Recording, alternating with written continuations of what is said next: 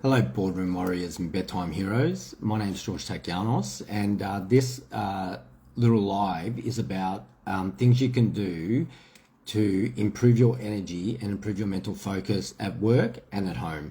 So that, when you're at work, you're sharp, you're energetic, you're focused, and when you're at home, you're completely present and available to your kids, your partner, and everyone else. That it really is important for you in life. So, and I know that if you're watching this, if you're in a position where you feel exhausted at work and hard to focus. You might feel that, or you come home and you're just so low on energy that everything just bothers you, and that's not a good place to be.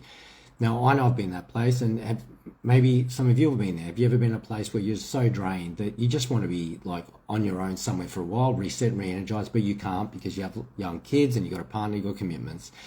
So I've got some great news for you though, and that's what this live's about. There's a way you can change that. By changing our behavior, these little micro behavior changes throughout the day completely changes our cells, our brain cells and our body cells. And it's really just the science of epigenetics. And there's things we can do that improve the energy in our body, improve our focus, and improve our mobility and our confidence within ourselves.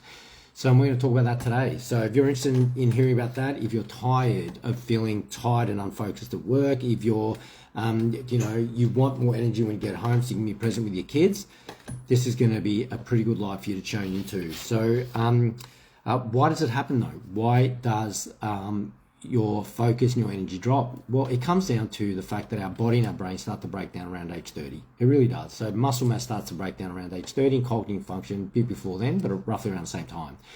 So as you're getting older and you're getting married, you're getting commitments, you're getting promoted at work, your body's breaking down, so is your capacity to think clearly and smart. So that's just what happens. Now, the great news is that you can bring that back. And you bring that back by building muscle and moving your body. And that's the foundation of it, really. So resistance movement, which are things like anything that's hard for you to move, is resistance movement. You can lift weights at the gym. You can do push-ups, pick your kids up and carry them around till you can't do that anymore. That's resistance movement, and that builds muscle. And muscle is the organ of longevity and high quality of life, great energy, and it's also the organ of a healthy brain. Because every time you build muscle, your muscles create this protein called a brain-derived neurotrophic factor, and it goes straight to your brain and creates new brain cells, neurogenesis. So, build muscle. That will help. So, and the other thing is exercise. Exercise is a huge part of our brain health and our energy, and having our body be pain-free and mobile for basically our entire time.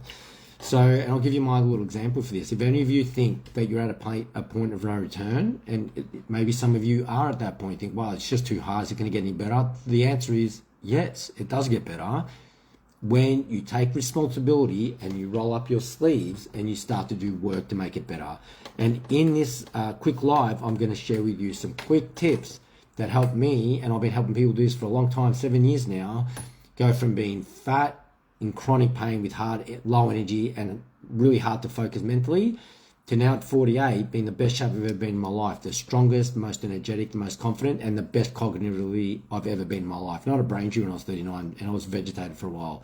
So this stuff works. It's science-based, it's called epigenetics, and it requires your commitment and your effort. So what do? Well, the first step is come up with a regular muscle building practice. Whether you like doing calisthenics at home or out in nature, whether you join a gym, come up with something that you're going to do, and it needs to be accessible to you, so there's no excuses. You're not going to be, I'll just touch on this, you won't be motivated to do this. You need to be disciplined. Now, discipline is a choice, and you, my friend, if you're listening to this, if you're a human being, you are the conscious power of choice. You can choose to do things whether you